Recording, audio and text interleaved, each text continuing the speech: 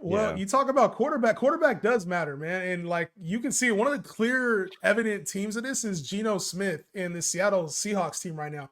This has been one of the best cases of like, yo, quarterback play matters because last year, obviously under Pete Carroll, the Seahawks were just like massively run focused. It Yeah. was like we're not airing the ball out. And you go get a guy like JSN, you don't use him in the right manner. So you get rid of Shane Waldron, and it's like Ryan Grubb, now Mike McDonald's taking over. Like Ryan Grubb has these guys airing it the fuck out. Yeah. Like Geno looks amazing this year. And you start to look at these passing game options. It's like DK has been elite. JSN has had times where he looks elite. Noah Fant has been like tight end two worthy, kind of where he was before. But like the biggest beneficiary of this all wasn't even on the field for 2 weeks. Kenneth Walker. I mean, he's absolutely smashing at cost right now. You talk about top 5 to 10 option rest of the year in Geno Smith, top 5 to 10 option in Kenneth Walker, and then probably a top 12 option the rest of the way in DK Metcalf, man. Talk about the Seattle offense and really just like Geno Smith, man, he's turned this thing around for them. I love Kenneth Walker heading into the season. And the one thing that was always kind of the question mark with Kenneth Walker was the receiving profile. Even going back to college, was not a big receiver. But he's been capable. Like I would say kind of like Jonathan Taylor was when he was RB1. Jonathan Taylor's not a good receiving back, but he can do it. And I look at Kenneth Walker kind of the same way. He's not a good receiving back, but he's capable of doing it.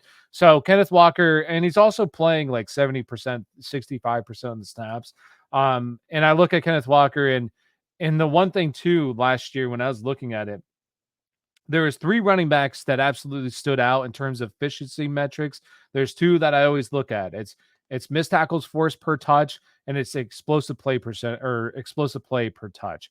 And there was 3 running backs. Brian Thomas was at the near top of the league. It was Devon Achane, obvious. Well, I won't even include Devon Achane.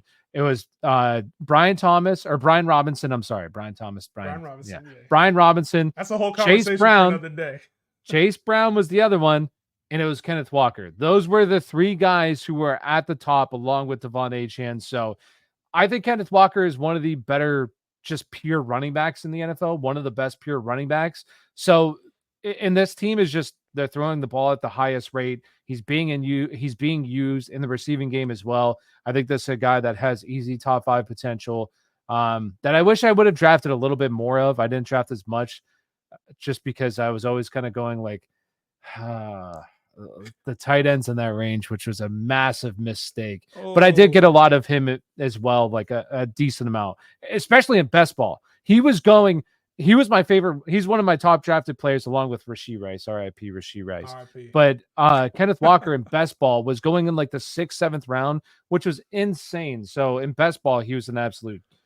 He was a great value. I remember years ago, I was on a podcast. I don't have to talk about the podcast. I don't have to talk much about the tape because I think people will remember this very, very clearly. And I was asked, who would you rather have in fantasy football?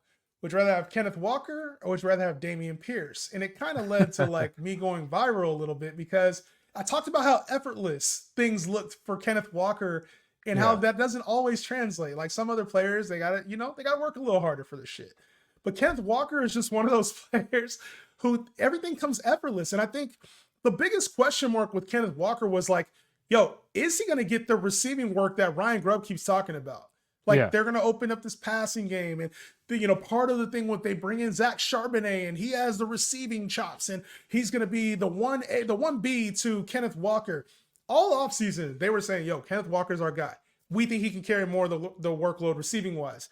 And one of my takes, I remember talking about this. I said, if Kenneth Walker gets receiving work, he's a top 5 back because he already had the one thing that we wanted, and that was red zone work towards the end of last year. He was, touchdown after touchdown for Kenneth Walker. And we see that continuing this year. If he's going to get receiving work like this, where he's getting 3 to 5 catches a game, Tyler, it's like he literally could be a top 3 back the rest of the way on any given week. He carries the same type of like Breece Hall, Bijan Robinson type of appeal to me as a runner. So I think Kenneth Walker, man, probably, he was going top 15, top 20 in the running back range.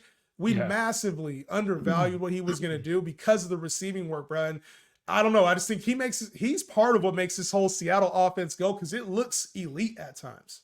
Yeah. No, 100%. He's been fantastic. And just real quick, because it came through, Brandon Ayuk did tear his ACL. It's confirmed. RIP to So, BA, man. so BA. yeah. Shout out, man. I'm glad he got paid, though. I'm glad he Yeah, got paid, hey, a man. good thing. So yeah, but no, Kenneth Walker, fantastic. You should view him as honestly a top 5 back. At the very least, absolute top 10, mid RB1 rest of the way with elite upside. What about And this had Geno? a What about Geno, though? Because I yeah. Geno Tyler, he's Hmm. QB6, bro. And I mean, it looks. Is it like, yo, we're just getting this Geno that's like playing out of his mind? It kind of looks He's effortless playing for well. Geno right now. No, absolutely. And the biggest thing is kind of what you talked about. This team, there he has the most passing attempts on the season.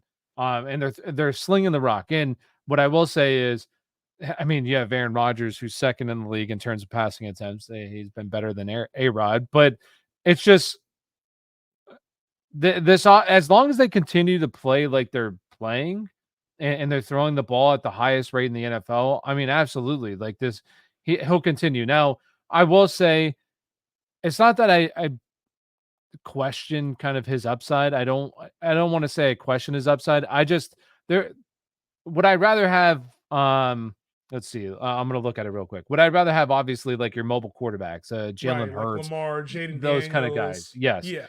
Yeah. Absolutely. Now, and then I think he belongs in that next tier of guys when you have, you could even say, potentially Joe Burrow in that Yep. kind of range. One guy that I think is interesting as well, and maybe we'll talk about him a little bit later, but Drake May. I think he also becomes very interesting as well in this range of guys, just because that rushing upside. So, yeah, I mean, going forward, absolutely, he becomes like a back end quarterback one, high end QB2 going forward, as long as they continue to throw the ball like they're throwing it. So you talk about back in QB1. Right now he's a QB6. Hmm. And when I think about like who would you rather have, right? Like Geno Smith or Jared Goff? Who you rather have? He's right there. I guess if I had to take a stab at one, probably Gino. If they continue to throw Let's the call ball them like they similar. are. We'll call that like the line, right? Like Yeah, that's the yeah. line. We'll call it the line. So we got Geno or Dak. Who would you rather have the rest of the year?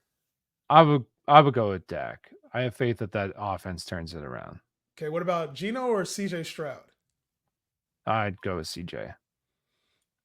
That's an interesting one. Geno or Pat Mahomes? That's crazy. That's a wild I, question. hey, I said it last week. Patrick Mahomes has one 20-point game in his last 15 Yeah, regular season starts. That's bad. he's a That's QB two. not that's bad. He's a QB Like, two. I would say probably Geno, especially because, once again, they're throwing the ball at the highest rate in the NFL. You want that volume. He could lead the NFL in passing attempts. That's Yeah, valuable. he's up there. He's up there. I'd rather, to be honest, like if I was moving pieces right now, I might want Geno over CJ Stroud because I feel like that Texans offense, which we'll talk about here in a minute, might be a little bit more Joe Mixon led than we think. And I just think Geno, man, he's a good quarterback, bro. And I think it's easy to forget, what was he, a top 5 quarterback just 2 years ago? Well, In the this thing too is you could probably get Geno. You could probably trade for Geno and get like plus if you traded CJ Stroud. CJ Stroud for Geno and like Yeah. probably a good starter. Yeah. Like, is that something you could probably do? That's honestly, that's not that. It's not even, it's probably not even a drop off at all. You're No, you getting might like be the able to do same that with like production. Dak or Burrow. Like the name value of what you could do with a Geno, I Yeah. think it's there.